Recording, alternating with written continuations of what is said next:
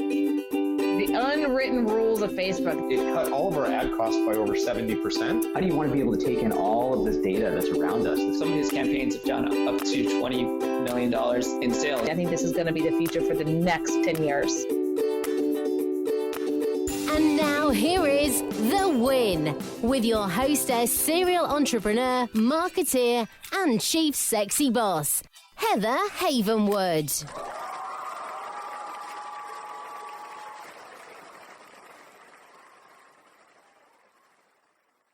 Look, our whole world revolves around our iPhone, iPad, Droid. You know, they say we look at our phones on average 150 times a day.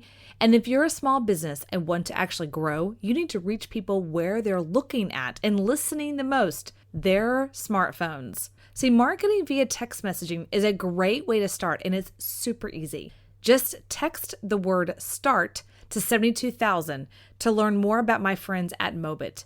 They're marketing experts, and they will show you how to use text messaging for your business and to get more leads and convert them amazingly. Again, text the word START to 72,000. Again, that's text the word START, S-T-A-R-T, to 72,000. Hi, everyone, and welcome to The Win. Hey, winners, this is Heather Havenwood, and I am talking to you today here in Austin, Texas, with another fellow Austin Texian. Is that a word? I'm not sure. With Daniel Hall. Daniel Hall, are you on the line? I am here, Heather. A Texian? I don't know, Austin Texian? I'm not sure that's a word, but I think Austin Knight. It would probably be more appropriate. Austin Knight, right? And I just want to give, I'm going to give you, go into your bio and all that kind of fun stuff so they know who the heck you are. But right now, you're my bestie, as I call it, because you gave me tickets to ACL Festival here in Austin, Texas. And it was awesome. Glad to do it, my dear. Oh Glad to do it. And if you guys don't know what that is, I don't know what to tell you. You're missing out. So ACL Festival, it's about 15 years. It's here in Zilker Park, and I live literally next to it, so I can walk there. And I've never gone. I sell my parking spot for a lot of money every year, but I never walked into the pearly gates. And so he called me and said, I have some tickets. And it was awesome. So I saw Willie Nelson. I did. I saw Willie Nelson. You saw him too. You were somewhere in the crowd. And Matthew McConaughey comes out. He's like, what did he say when he came out? I forgot now. One of his lines that he says. All right. Yeah, and you know what's so funny? I mean, everyone knew immediately it was him, even though you couldn't see him. Like, oh, it's Matthew McConaughey. You know, it was awesome. It was awesome. And then we had Mumford Sons. It was great. So I just want to say, who's Daniel Hall? Let me tell you guys who I'm talking to so you can come to speed with our conversation. He's not only the podcast host of RealFastResults.com, but Daniel Hall is a best-selling author, speaker, publisher, nurse, attorney, and, of course, host of RealFastResults.com. He is also the creator of the highly popular Real Fast brand of training products. He left law practice 10 years ago to build his publishing business and has never looked back. Never looked back. Never looked back. That's true. Daniel is a true serial entrepreneur, and his list of URLs is longer than a piece of paper. So you can check out all of his stuff at danielhallpresents.com. Or check out his Real Fast Results podcast, which is awesome. And I was just on a couple of weeks ago. So check that out. So Daniel, I mean, ACL was great. You live in Austin. Now you just moved to Austin from San Antonio, yeah?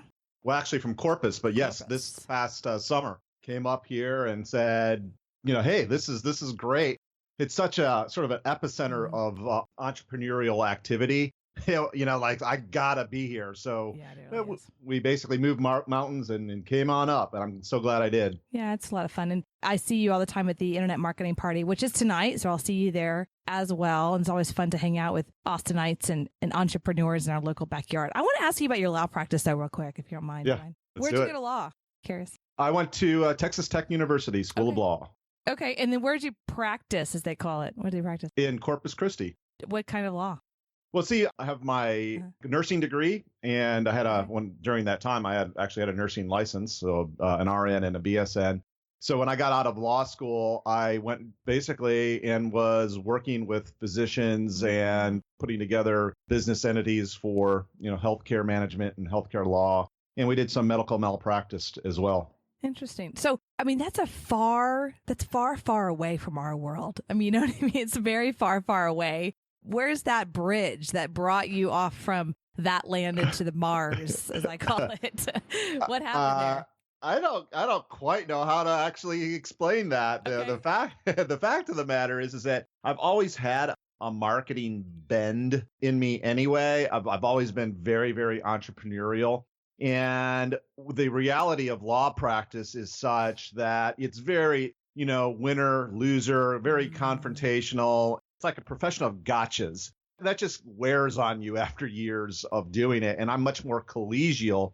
So I basically was trying to find a way out, trying to find some other way that can replace this, the six-figure income that was coming in when I was practicing law. Mhm. And then I sort of kind of look back at sort of my affinities, which included, as I said, marketing. And that's what I went back to. And so that was kind of strange. And the other really interesting thing from that standpoint, to sort of close the loop, is I ended up making actually much, much, much more money as a publisher doing what I do now than I ever did practicing law. And I did well practicing law. Do you consider, you keep saying the word publishing, which I agree with. I'm just curious, do you consider yourself a publisher, or do you consider yourself a trainer or a speaker? What do you consider yourself? All of that. The shorthand for it is publisher, because if you try to explain what you do to, other people, they're just like, huh? What? Yeah, so it's publisher. That's the closest sort of analogous profession. I'm laughing internally because that's kind of where I went to a couple of years ago. I'm like, I'm a publisher, because if I started to explain I'm an internet marketer, or I sell stuff online, or I would try to different stuff, and they just have this like, I don't get it, or what are you selling, or are you selling like widgets? I mean, right? So I just kind of like, I'm just a publisher, and they'll be like, what publisher of what? I'm like, stuff. Right.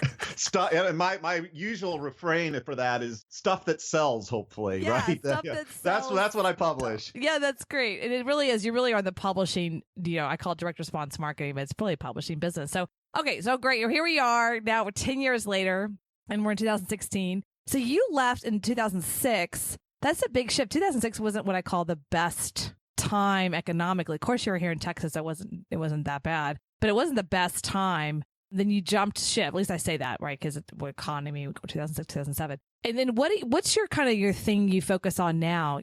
Who do you really work with now? What kind of publishing things do you do? What's the elixir? You know what I mean?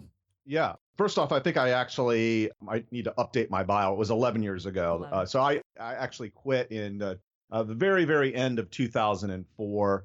And then I really kind of got into the business in 2005. And at that point, one of the reasons why I was really able to bridge the gap in income was I was doing a lot of real estate deals at the time. Yeah.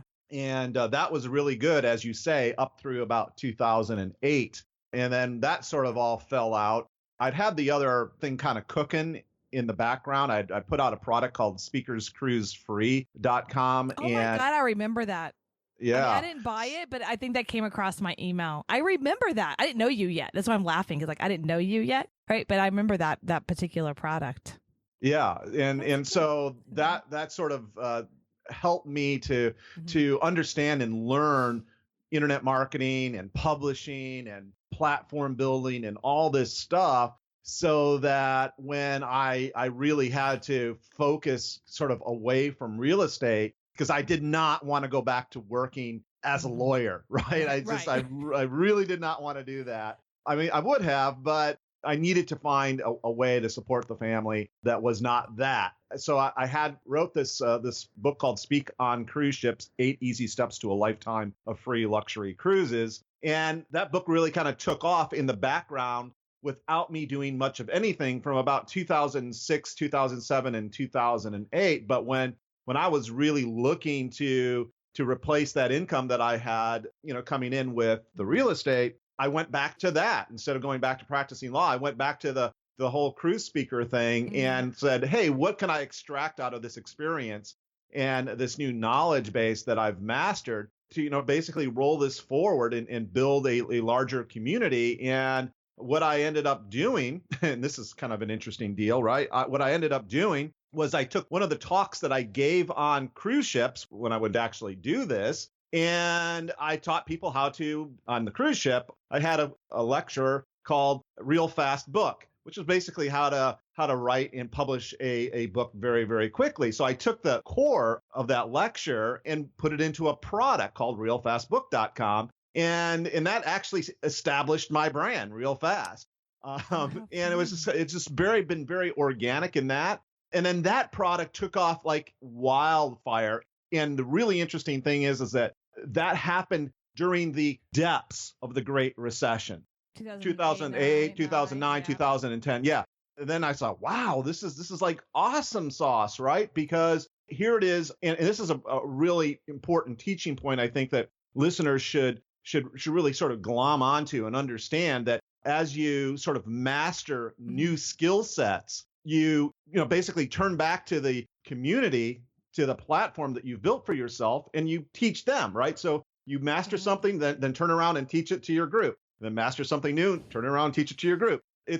You've heard of a vicious cycle. This is more like a delicious cycle, because not only do your skill sets get broader and more powerful and again give you more options, but it also gives you the ability to then train on those things in just the way you put things, right? So that your tribe, the community that you're building around you, resonates with how you put things and how things are explained and so forth. So that's, I think, a huge teaching point.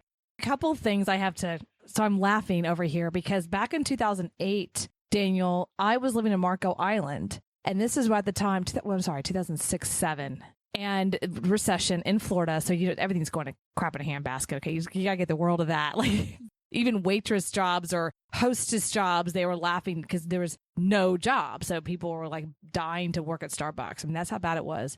And I remember a friend of mine said, you should go work at cruise ships. I remember this. And so I looked into that. I actually went to east side of Florida, West Palm area, and actually interviewed with some. And what I wanted to do was do speaking for them, right? Because I didn't want to be part of they call it the cabin, like the people who live and work there, but they call it what they call the independent contractors. So they were the speakers and other stuff. So I was like, I want to do that. And I reached over there and I did that. And I think I picked up your book. I'm pretty sure I did. I'm almost positive I did. And I didn't know it until just right now talking to you. I had no idea the connection. I didn't. I was like, I didn't know that was you, because I did read that book because I'm sitting there in Marco Island. I mean, I'm an island, and I could literally go to Fort Lauderdale in 2 hours time to go to this cruise ship. But then I have a dog and I kind of wanted to have a life. And I was like, because you sometimes have to go and see for like a week here, there. So I didn't do it. But I definitely looked at that really hard until I moved to Austin in 2008-9. So isn't that weird? That's super weird. It is. That's bizarre and kind of cool, actually. Yeah. How did you get involved in the cruise ship? Were they out of Galveston or Corpus Christi, or were you living somewhere else? Oh my gosh. That's a whole other story. Yeah. But it's kind of a fun one because it's a different world. Like you go into the cruise ship world, it's this whole nother universe. You know what I mean? Like they all know each other and it's a small community, believe it or not. I mean, their ships are very small, much so, but the community is small, so that's really interesting. All right. I won't talk about that, but I do love the fact that you said you learn something and you really master it when you teach it. That's kind of how I feel. It's like you learn it to a level that you feel competent in it, and then the mastery comes in the teaching of it. When you start teaching something, I feel like that's when you start to master the actual art of it. What do you think of that? Oh, I definitely agree with that, because you are, if you're doing it right and you're really truly helping your community, you're taking in the feedback that they're giving you and adjusting for their problems, because you saw it one way, you experienced it one way, and they're experiencing it, some different way. And you're, basically guiding them, mentoring that person and learning in the process. So I definitely agree with what you just said. So Real Fast Results, you started a podcast. And what's the podcast about? I mean, I was on there. Are you focused on entrepreneurs? What was the intention of the podcast and how long have you been doing it? So the first question is essentially each episode is designed to be a freestanding information product in which the first question I ask is, what are we promising today? And I asked that to you, and you were on this show. Yeah, that was fun. And then it's my job and the guest job to extract the information and the steps that people could actually follow to get the desired result or the stated result at the very beginning of the podcast. So they're business results, and they're meant to be sort of bite-sized, relatively easily doable things that people can just pick up for free, because the podcast is available for free on iTunes, and tune into an episode and say, okay, yeah, I want to, like with your show, I want to learn to be an awesome podcast guest. Well, Heather Havenwood, there's my episode. Download it, listen to it, implement it right then. And that's the idea of Real Fast Results.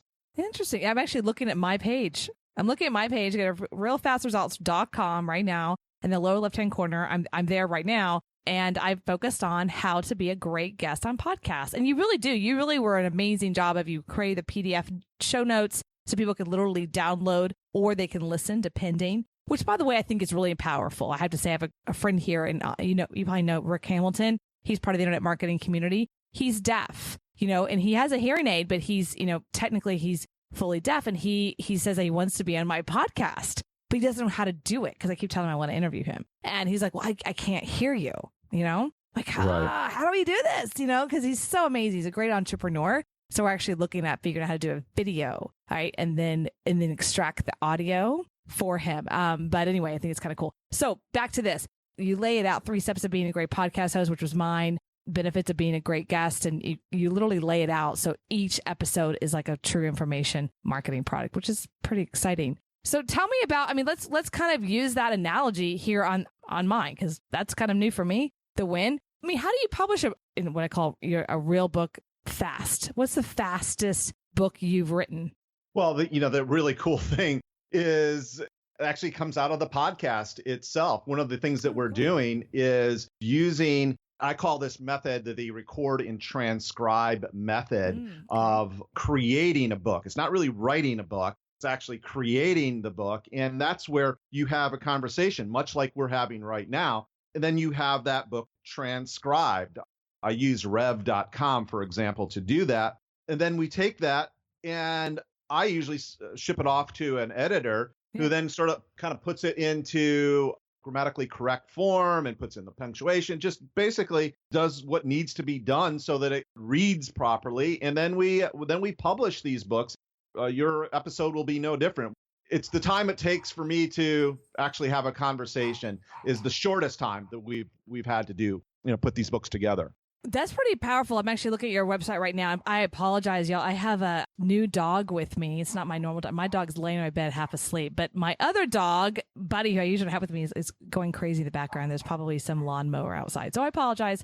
So my question to you is you actually help people get on Amazon, right? You help people launch their book on Amazon. Can you tell us more exactly how you do that?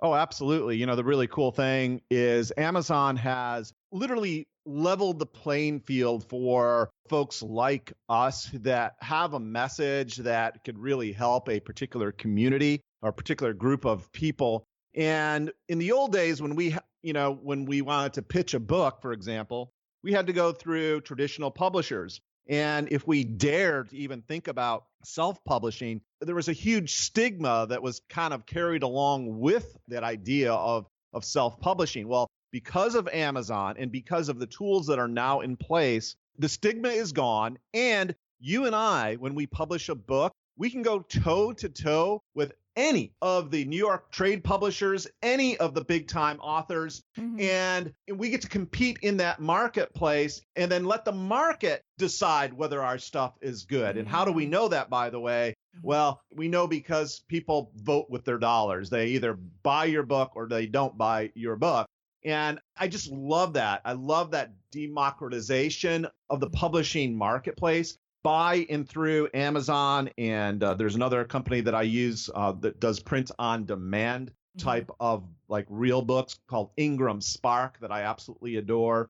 And Barnes & Noble, the Nook Press, it's called, where you could actually publish your books directly to the Nook, which is a great thing, as well. So that's how I do it. That's awesome. Now, so today, about an hour and a half ago, I just completed my Sexy Boss book on Creative Space, right? So that's via Amazon to physical. Because honestly, Daniel, my book has been digital ever since it was created 2013. All my other ones are 2011. I've never had a physical book. What do you think of that? Do you think that there's been kind of some blog posts out there that physical books are dead or books are dead? I don't know if that's just probably marketing. What do you think of the future of podcasting and publishing right now, 2016? What's your take?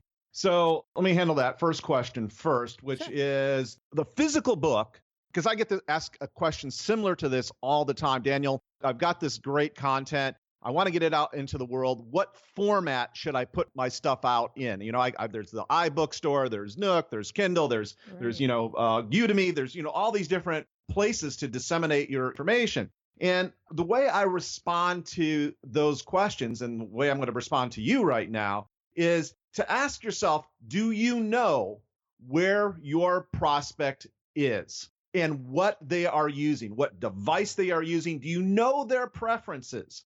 Do they want to buy a Kindle book? Do they want to buy a physical book? Do they want to go on Skillshare or Amazon Video Direct and watch a course there? And the answer for most people is you don't know. I mean, yeah, you might have some inkling, but for most of us, we don't know. Therefore, you should start with those platforms that make the most sense, where you have at least some data that people are buying your stuff, and then move on to another platform and try to get your content disseminated on as many different platforms as is possible, because that way you get to catch more people, right? You get to catch more potential prospects. And books, physical books, going back to your question on that, physical books are so important. Do not discount them. In fact, there's been a resurgence of sales of physical books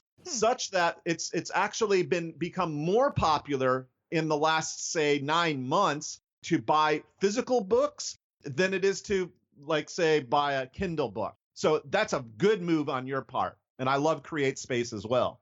I didn't know that. Do you know why that is? What's your take on that? What's your take on why that resurgence in the last 9 months?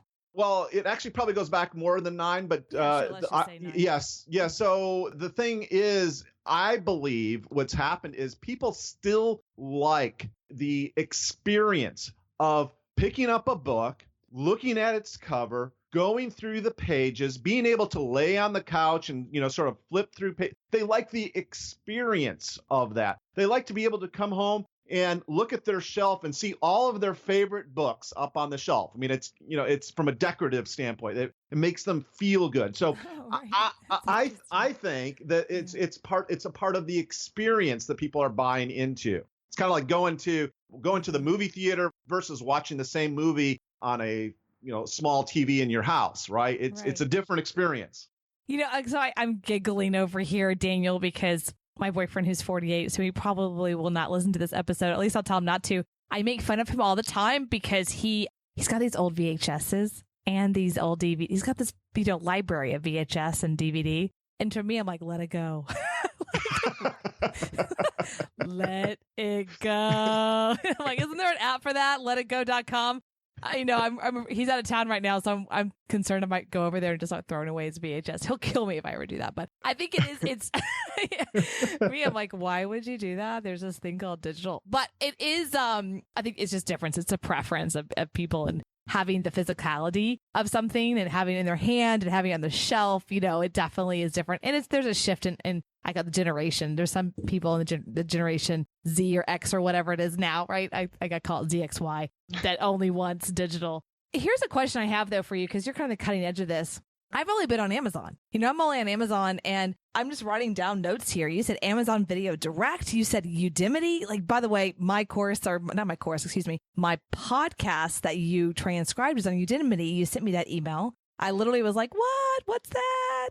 I've never been on Udemy before. What's that? So how did you do, what was that? What's that strategy? It's pretty cool, actually. Okay. So one of the things, there are these platforms out there. I think they're called MOOCs, MOOC. Like, I don't remember, but basically they're these massive online open source courses, right? And Udemy is one of these platforms where you can publish your courses to the Udemy platform, and people there can buy them, and you get a percentage of the sale. If you drive the traffic on Udemy to your course on Udemy, basically you get to earn 97% of the sale of that person's purchase. If Udemy drives the traffic, then you make 50% of the sale. But the way I look at Udemy, and as you could tell, one of the things that we do with them is that within the Udemy sort of walled garden, you get to send out 4 educational announcements a month and 2 promotional announcements a month to your students on Udemy. Okay. Okay. That's so powerful. I want you to write that down. I'm writing that down. That's powerful. Go ahead.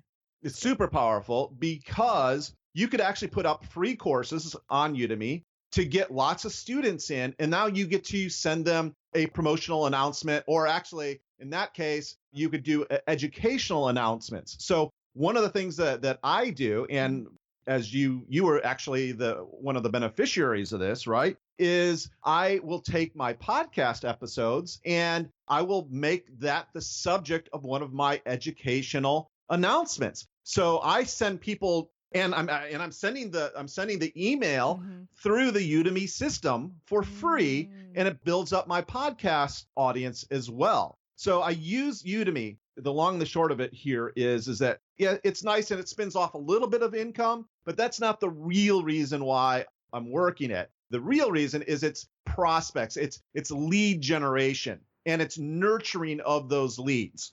That's what I'm doing, and that's one of the things that we did with your show.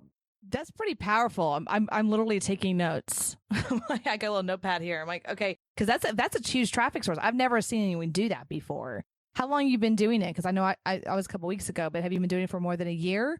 Can you give us? No. It's been probably about because my podcast launched on May 26th of 2016, so it has not been that long, and we waited probably until maybe August before we actually started that. Yeah. But we're seeing the results because we're tracking clicks.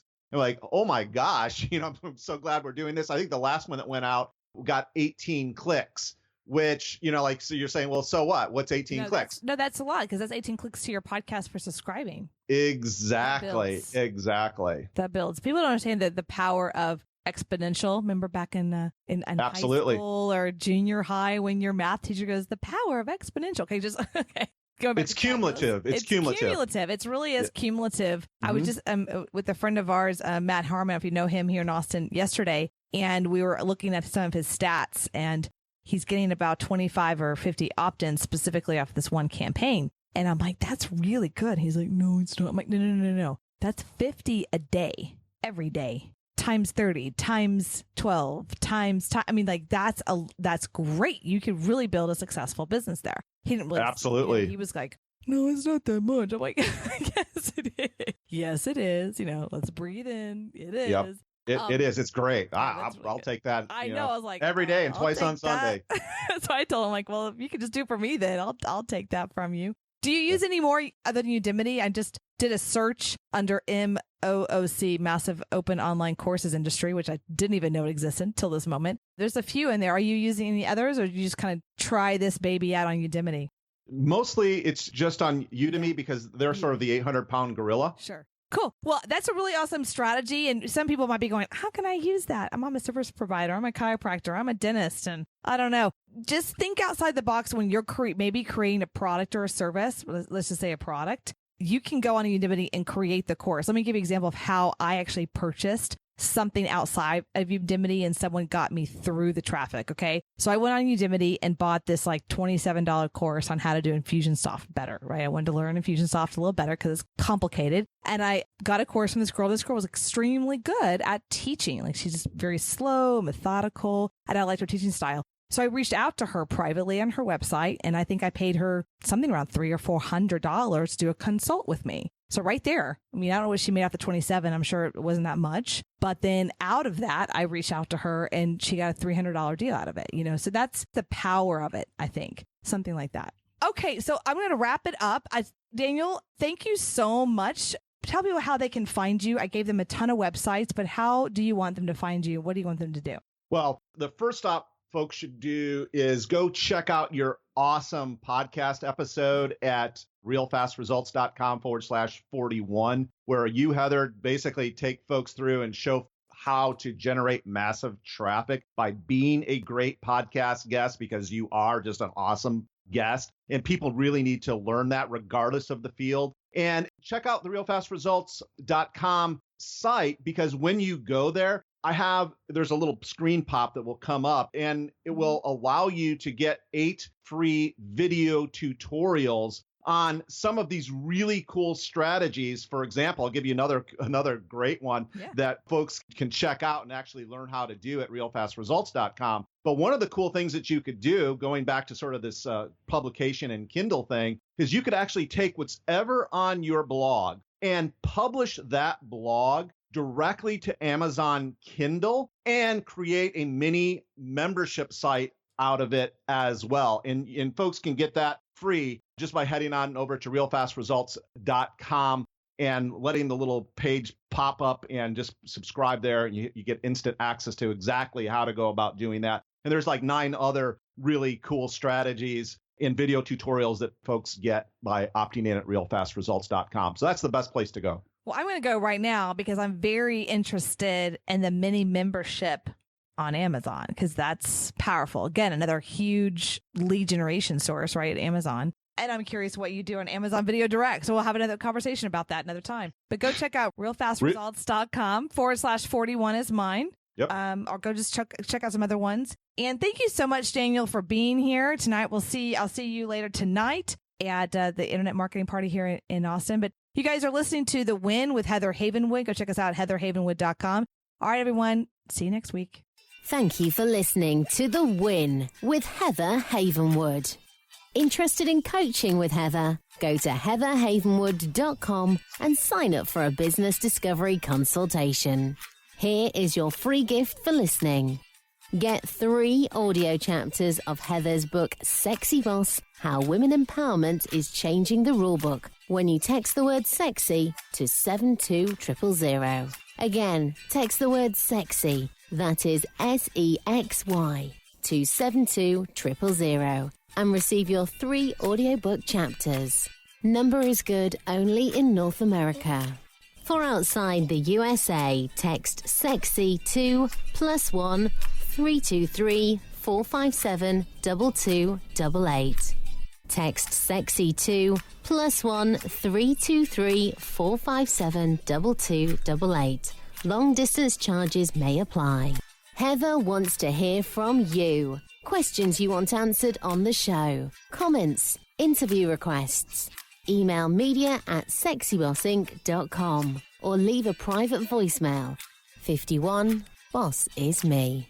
Again, the number is 512-677-4763.